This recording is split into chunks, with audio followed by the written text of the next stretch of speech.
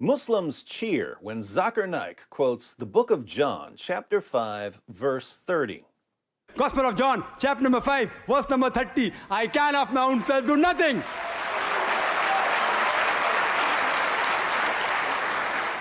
Naik doesn't bother to give the context of the verse, but he offers it as a proof text against the deity of Christ and the doctrine of the Trinity. Obviously, if you're reading the verse as Zakir Naik reads it, Jesus sounds like he's saying that he doesn't have the power to do anything. I can of my own self do nothing.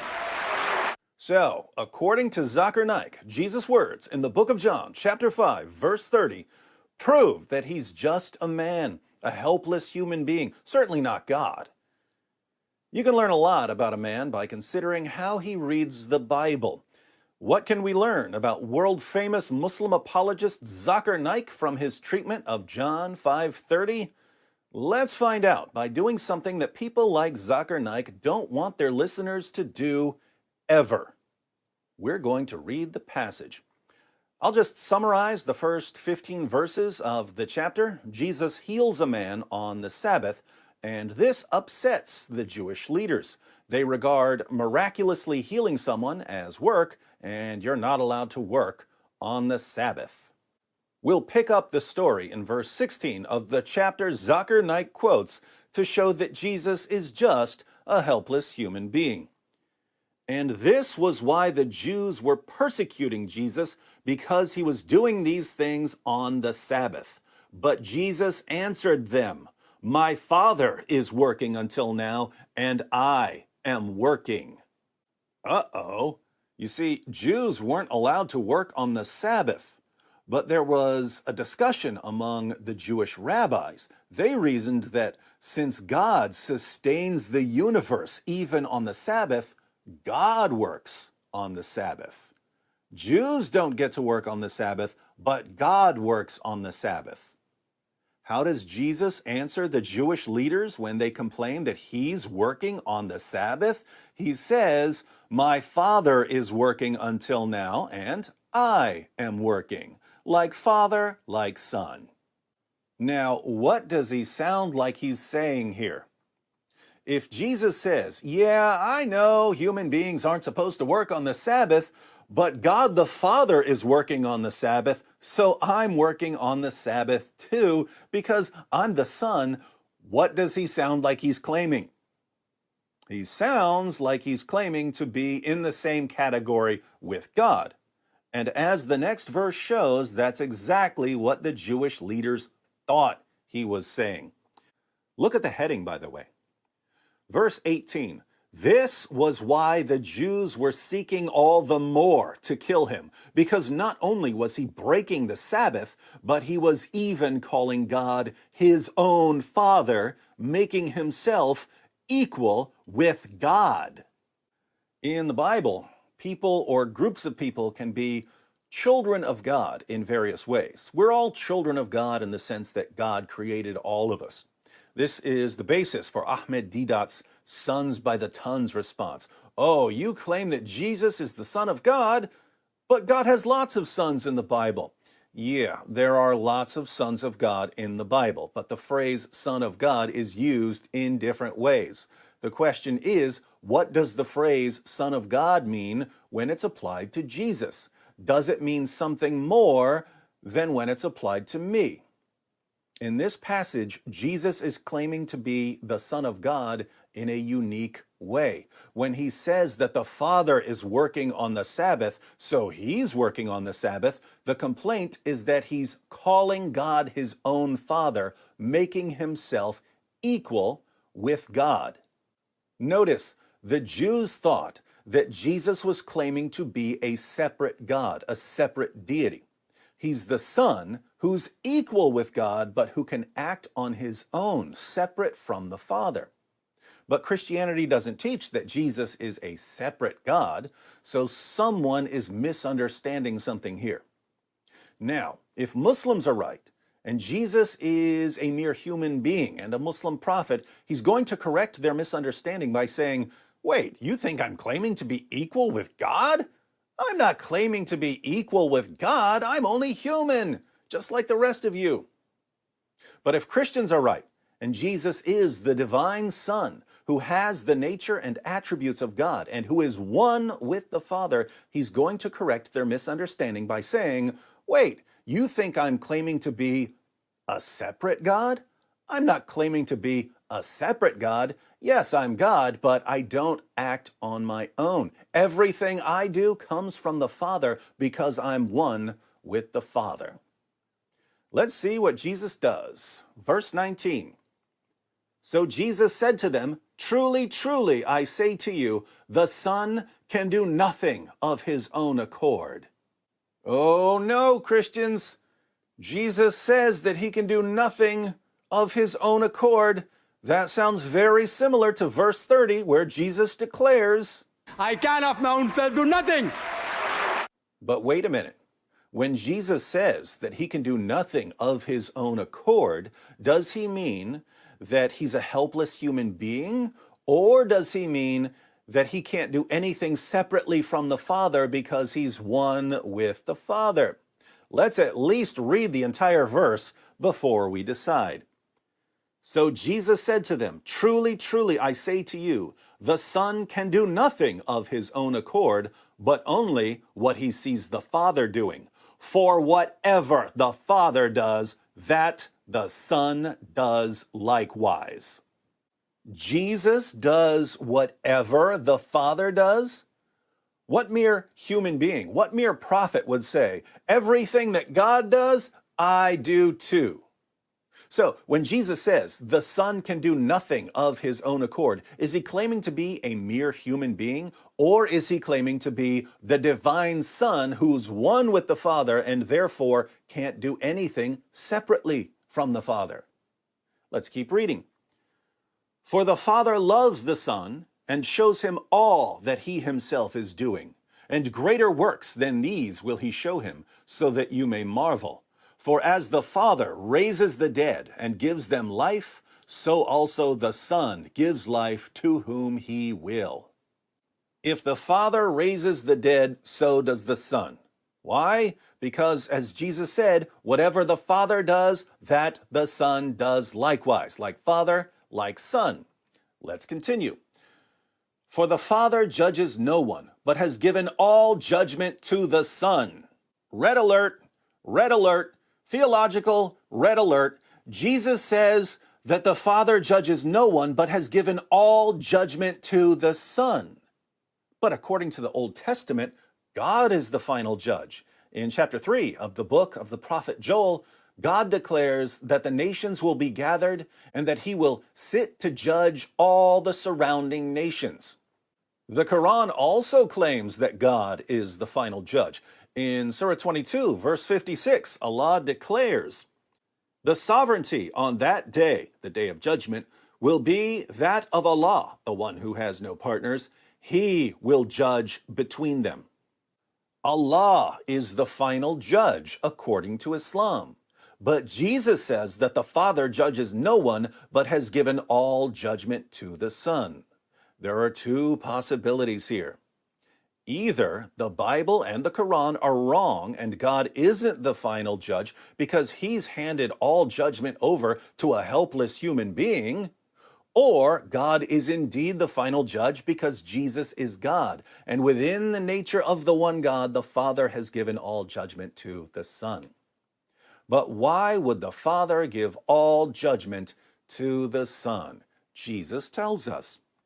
For the Father judges no one, but has given all judgment to the Son, that all may honor the Son just as they honor the Father.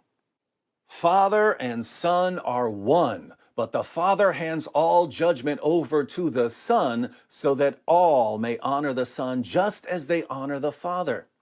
Tell me, do we honor mere human beings the same way we honor the Father? Of course we don't. Do we honor human prophets the same way we honor the Father? Absolutely not. What is the only possible basis for honoring the Son just as we honor the Father? The only way we would honor the Son just as we honor the Father is if the Son has the same nature and attributes as the Father. Side note, Where did Jesus say, I am God, worship me? Common question from Muslims. But notice, Jesus says that all human beings must honor the Son just as we honor the Father. One of the ways we honor the Father is through worship. Jesus says that we have to honor the Son in the same way. What happens if we don't? The verse continues. Whoever does not honor the Son does not honor the Father who sent him. Do Muslims honor the Son? Does ذاكر Naik honor the Son? According to Jesus, since they don't honor the Son, they dishonor the Father. And this is the chapter that Muslims go to in order to prove that Jesus was just a human prophet of Islam. This chapter condemns them. But there's more. Jesus declares, Truly, truly, I say to you, whoever hears my word and believes him who sent me has eternal life. He does not come into judgment, but has passed from death to life. Truly, truly, I say to you, an hour is coming and is now here when the dead will hear the voice of the Son of God, and those who hear will live. Wait a minute. Jesus is the one who raises the dead? I wonder if he simply means that he raises particular people when he performs miracles. Because if he means that he raises the dead at the resurrection, we're going to have another theological red alert. For as the Father has life in himself, so he has granted the Son also to have life in himself. And he has given him authority to execute judgment because he is the Son of Man. Ha! You see there, David, Jesus calls himself the Son of Man. This means he's claiming that he's a mere human being. So let's ignore everything else he says and go with that. Yeah, that works as long as you completely ignore the fact that the title Son of Man, as Jesus uses it, is a divine title for a particular Son of Man that the prophet Daniel sees in a vision. Do yourself a favor, Muslims, and read Daniel chapter 7, where the entire world serves the Son of Man who comes on the clouds of heaven. At his Jewish trial, the Jewish leaders convicted Jesus of blasphemy for calling himself the Son of Man who comes with the clouds of heaven. They understood what that title meant. Muslims don't. But don't take my word for it. Read the book of Mark, chapter 14, verses 61 through 64. For once in your lives, my Muslim friends, try to understand what Jesus is actually saying instead of forcing the views of an illiterate 7th century caravan robber onto him. Even here in John 5, the chapter ذاكر Naik quotes to prove that Islam is true, the Son of Man is the final judge. And the Quran claims that God is the final judge. You can get this. Almost done. Do not marvel at this, for an hour is coming when all who are in the tombs will hear his voice. Whose voice? The voice of Jesus, who is, according to this passage, the Son of God and the Son of Man. Do not marvel at this, for an hour is coming when all who are in the tombs will hear his voice and come out, those who have done good to the resurrection of life, and those who have done evil to the resurrection of judgment. Red alert, red alert. Theological red alert. Jesus just claimed that he's the one who raises the dead, all the dead, at the resurrection. According to the Old Testament, who raises the dead at the resurrection? 1 Samuel 2:6. The Lord kills and brings to life. He brings down to Sheol and raises up. According to the Quran, who raises the dead at the resurrection? Surah 22, verse 7. And surely the hour is coming, there is no doubt about it, and certainly Allah will resurrect those who are in the graves. And yet Jesus claims that he's the one who will raise everyone from the dead. Are these the teachings of a man who thinks he's a mere human being, just a prophet of God? And now for the very next verse, the verse ذاكر Naik, he's a medical doctor, quotes to Muslims to show Muslims that even the Bible agrees with Islam. John chapter 5, verse 30, Jesus says, I can do nothing on my own. As I hear, I judge, and my judgment is just, because I seek not my own will, but the will of him who sent me. Now that we've read the passage, let's go ahead and have a pop quiz. When Jesus says, I can do nothing on my own, I seek not my own will, is he saying, A, I'm a helpless human being, a simple prophet of Allah, or B, when I claimed to be the divine Son of God, you Jewish leaders thought I was claiming to be a separate God who acts on his own. But I'm here to correct you. Even though I have the same nature and attributes that the Father has, and even though I'm the final judge of all people and the one who raises the dead, I do not act on my own. I cannot act on my own. I can do nothing on my own because I'm not a separate God. I'm one with the Father.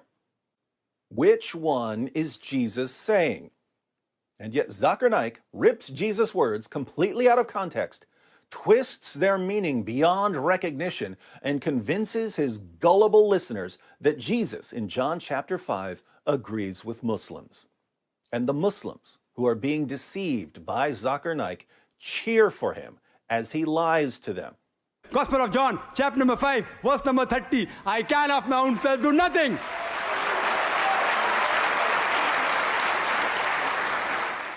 Why do Islam's most popular speakers and apologists constantly lie about Jesus in order to deceive their listeners?